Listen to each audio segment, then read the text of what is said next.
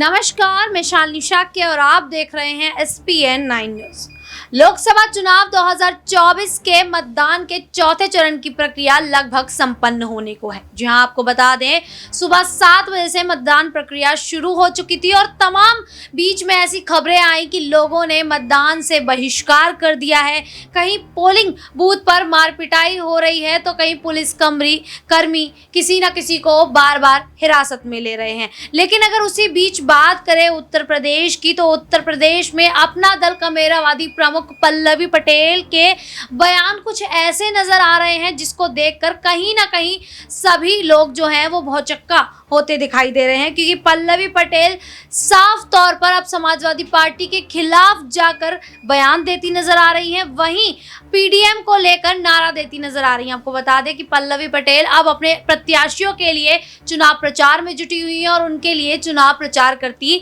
दिखाई दे रही हैं। जहां जब उन्हें 3 झटके लगे थे, इलाहाबाद हाईकोर्ट से उनकी याचिका को खारिज किया गया था, चुनाव आयोग से उन्हें चुनाव चिन्ह नहीं मिला, तो वहीं ओवैसी ने भी उन्हें बेदखल कर दिया था। उसके बावजूद भी वो कहीं ना कहीं अपने आप को संभाल कर उभरती हुई नजर आ रही हैं और अखिलेश यादव के खिलाफ बयान देती भी नजर आ रही हैं। जब मीडिया से उन्होंने बातचीत की तो उसमें जब उनसे पूछा गया कि आखिरकार जो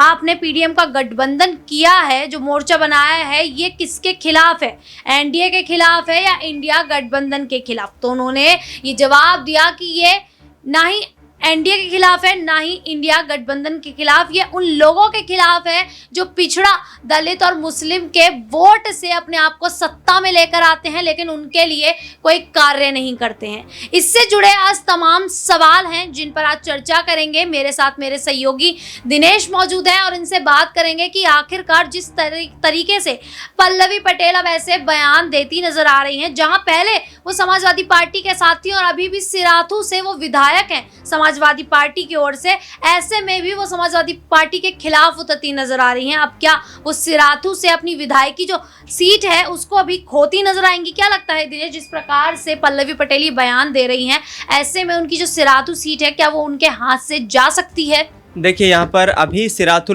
विधानसभा सीट से जो विधायक हैं वो समाजवादी पार्टी के चुनाव चिन्ह पर हैं। यदि समाजवादी पार्टी के प्रमुख अखिलेश यादव यहाँ पल्लवी पटेल के खिलाफ व्हिप लेकर के आते हैं, व्हिप जारी करते हैं, तो बड़ा चैलेंज होगा उनके लिए, क्योंकि उनकी पार्टी के सिंबल पर वे 2022 के विधानसभा चुनाव में जीत दर्ज करके आई थी। अभी वर्तमान में देखा जाए तो पल्लवी पटेल पर ऐसी कोई आँच आने वाली नहीं है, लेकिन पिछले कुछ वक्त में उनका जो रवैया रहा है, जो राजनीतिक तरीका रहा है, उनको सरकार में यहाँ पर सवाल पूछने का, जिस तरीके से विपक्षी दलों की एकता को आगे बढ़ाने की जिम्मेदारी उनकी थी, वहीं वो योगी आदित्यनाथ की तारीफों के पुल बांधते हुए नजर आती हैं। मिर्जापुर,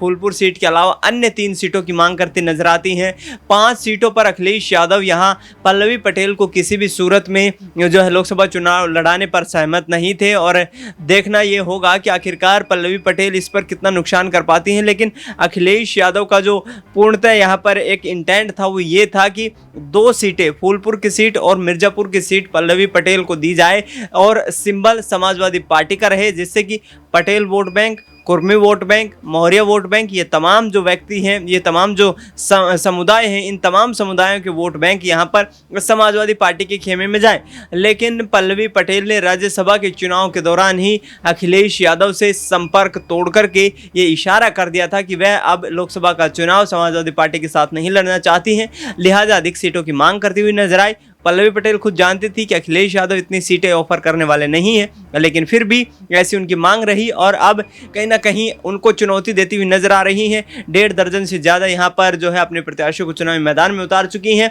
लेकिन यहाँ से जीत की संभावना है वो ना के बराबर नजर आ रही है। जिस प्रकार से पल्लवी पटेल ने अपने जो उम्मीदवार हैं मैदान में उतारे हैं, जो आपको बता दें कि 25 सीटों पर उन्होंने अपने उम्मीदवारों को मैदान में उतारा है, लेकिन अब ऐसे में सवाल खड़ा हो जाता है कि चुनाव चिन्ह नहीं मिला है, क्या उम्मीदवारों के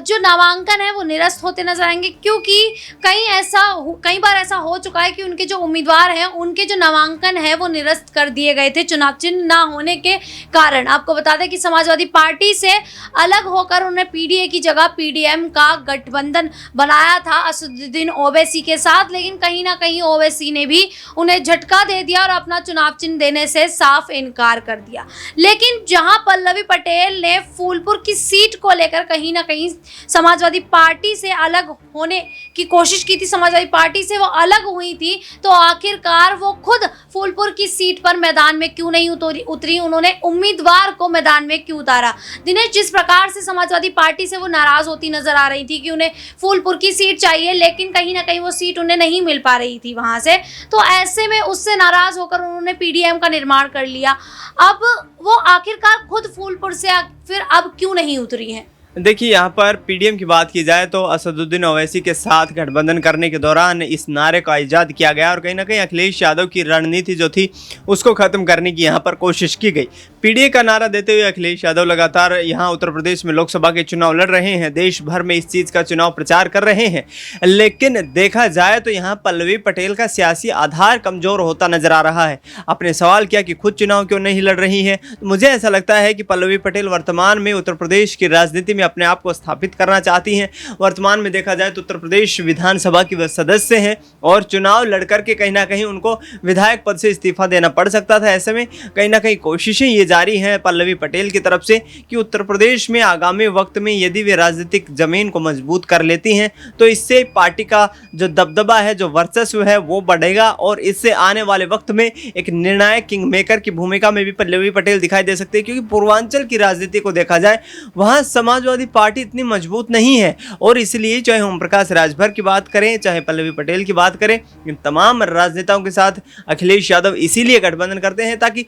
पूर्वांचल के किले को भेद सके। राजभर के साथ हमने देखा कि 2022 के विधानसभा चुनाव में वहां पर जो है गठबंधन किया गया, उनको तमाम सीटें दी गई, जहां से राजभर भी कहीं ना कहीं समाजवादी पार्टी के समर्थन से जीत करके आए और भारतीय जनता पार्टी का जो आंकड़ा था वो गिर करके नीचे आए। लेकिन फिलहाल देखा जाए तो पल्लवी पटेल उत्तर प्रदेश में जमीन को मजबूत करने के इरादे से चुनाव लड़ रही है, लिहाजा चुनाव चिन्ह की जो बात है वो यहाँ पर वित्तीय अनियमितताओं के कारण इलाहाबाद हाईकोर्ट और इसके साथ साथ यदि देखा जाए तो चुनाव आयोग की तरफ से निरस्त की गई है। लेकिन विभिन्न चुनाव चिन्ह देकर के यहाँ पर पल्लवी पटेल ने अपने चुनावी मैदान में उम्मीदवारों को उतारा है।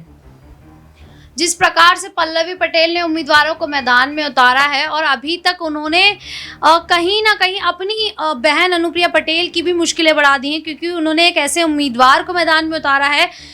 जो काफ़ी समय से लोकसभा चुनाव को लेकर तैयारी करते नजर आए हैं और कहीं ना कहीं अगर बताएं तो वो कांग्रेस को छोड़ अपना दल कमेरावादी में शामिल हुए थे। दौलत सिंह पटेल की बात कर रहे हैं हम। दौलत सिंह पटेल का ऐसा कहा जाता है कि जिस जगह पर ये मतदान होना है, मिर्ज़ापुर में अगर बात करें तो मिर्ज़ापुर में वहाँ पर उनका काफ़ी दबदबा माना जाता है। ऐसे में उन्होंने खुद अपनी बहन की मुश्किल भी बढ़ा दी। लेकिन जब उनसे बात की गई, उनसे पूछा गया कि जिस प्रकार से तमाम कयास ये लगाए जा रहे, तमाम बयान ऐसे आपके लिए सामने आ रहे हैं कि आप बीजेपी के लिए दूसरा मतलब ये कह सकते हैं कि बी नंबर की पार्ट है, बी नंबर की पार्टी की तरीके से आप काम कर रही हैं, तो उन्होंने कहा कि ए और बी क्या है वो तो जनता ही बताएगी और कौन ये काम कर रहा है वो भी जनता ही, ऐसा है कि जनता ही सामने लेकर आ सकती है। लेकिन दिनेश, क्या लगता है कि जिस प्रकार से पल्लवी पटेल ने अपने उम्मीदवार मैदान में उतारे हैं, तो ऐसा तो नहीं लगता कि वो बीजेपी के खिलाफ उतारे हैं, वो ऐसा लग रहा है कि वो इंडिया गठबंधन के खिलाफ उतारे गए हैं और कहीं ना कहीं समाजवादी पार्टी की मुश्किलें बढ़ाने के लिए उतारे गए हैं। ऐसे में जब उनसे पूछा गया तो उन्होंने अपनी बात को ही घुमा दिया और ये कहने लगी कि अखिलेश यादव तो अतीक अहमद के लिए भी अब जहां पहले वो बात करते थे, अब उनके लिए वो बात करते ही नजर नहीं आ रहे हैं। वो जनता के लिए काम करते थे अतीक अहमद, लेकिन उनको माफिया बताया गया, ऐसे भी उन्होंने जवाब दिए हैं। तो क्या लगता है कि क्या पल्लवी पटेल सच में समाजवादी पार्टी के खिलाफ ही खाली चुनाव लड़ रही हैं या एनडीए के खिलाफ भी चुनाव लड़ रही हैं? देखिए, यहाँ पर आधिकारिक रूप से देखा जाए तो दोनों राजनीतिक दलों को चुनौती देती हुई नजर आ रही हैं, लेकिन अखिलेश यादव के खिलाफ मुझे लगता है कि पल्लवी पटेल के जो तेवर हैं ज़्यादा तल्ख दिखाई दे रहे हैं। यहाँ पर राज्यसभा के चुनाव के दौरान भी उन्होंने जिस तरीके से सीएम योगी आदित्यनाथ की तारीफ की थी, उस दौरान अखिलेश यादव और पल्लवी पटेल के बीच काफ़ी जो है यहाँ पर राजनीतिक रार देखने को मिली और उसका नतीजा ये हुआ कि दोनों राजनेताओं ने अपनी जो रास्ते थे वो अलग कर लिए और अपने रास्ते अलग करने का मतलब ये है कि पल्लवी पटेल यहाँ से कमज़ोर होती नजर आई। उनको कहीं ना कहीं ये लगता था कि पूर्वांचल की राजनीति है, वहाँ पर मैं मजबूत हूँ और अखिलेश यादव झुकेंगे, लेकिन अखिलेश यादव ने यहाँ पर तमाम ऐसे उम्मीदवारों को चुनावी मैदान में उतार दिया है, जो पूर्वांचल की राजनीति के माहिर माने जाते हैं। नतीजा यहाँ पर पल्लवी पटेल को झटका लगता हुआ नजर आ रहा है, क्योंकि अखिलेश यादव से दूर हटने का मतलब ये है कि मुस्लिम वोट बैंक भी किस आधार पर जो है पल्लवी पटेल का समर्थन करता नजर आएगा। फूलपुर सीट की बात करें, बड़ी सीट है, हॉट सीट है, चर्चित सीट है। पंडित नेहरू से लेकर के अतीक अहमद तक तमाम राजनेताओं ने जीत दर्ज की है। समाजवादी पार्टी और बसपा का गढ़ मानी जाती रही है। कांग्रेस का भी अच्छा खासा प्रदर्शन वहां पर रहा है। अब देखना ये होगा कि आखिरकार पल्लवी पटेल उत्तर प्रदेश की राजनीति में अकेले अलग चुनाव लड़ करके कितना परचम लहरा पाती हैं।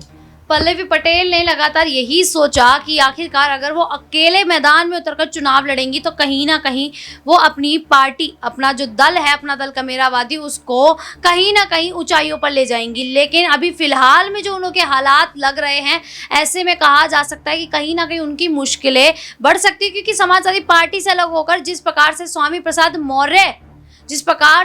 प्रसाद मौर्य को एक झटका लगा, उन्होंने ये आस लगाई थी कि बसपा से उन्हें टिकट मिलेगा, लेकिन नहीं मिला। ऐसे में अब देखना होगा कि क्या पल्लवी पटेल भी कहीं ना कहीं लोकसभा चुनाव में अपनी जीत हासिल कर पाएंगी भी या नहीं। फिलहाल के लिए इतना ही। देखते रहिए SPN 9 न्यूज़।